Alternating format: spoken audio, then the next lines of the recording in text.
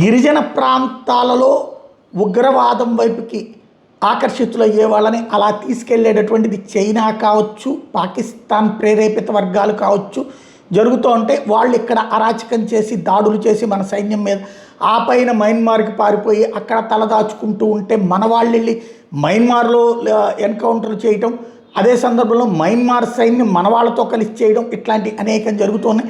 ఆ తర్వాత ఎప్పుడైతే వాళ్ళకి శక్తి తగ్గిపోతుందో అప్పుడు ఆయుధాలు జారవిడిచి ఆయుధాలు అప్పగించి లొంగిపోవడం జరుగుతుంటుంది. గతంలో మణిపూర్లో అట్లా 2 సార్లు జరిగి మళ్ళీ ఆ తర్వాత హింసాకాండ పెట్టరేగినటువంటి సంఘటన ఉన్నాయి. ప్రస్తుతం మిజోరాంలో మాత్రం ఇక ఉగ్రవాద రహిత రాష్ట్రం అని ప్రకటించాలి. అక్కడ ఉన్నటువంటి మిలిటెంట్ గ్రూపులన్నీ కూడా తమ ఆయుధాలని ప్రభుత్వానికి అప్పగించి లొంగిపోవడానికి సిద్ధపడటం, ప్రభుత్వం కూడా వాళ్ళతో చర్చలు జరిపి ఆ దిశగా అడుగులు వేయడం అన్నటువంటిది కీలకమైనటువంటి పరిణామం. ఒకంత మంచి అవకాశం దేశానికి.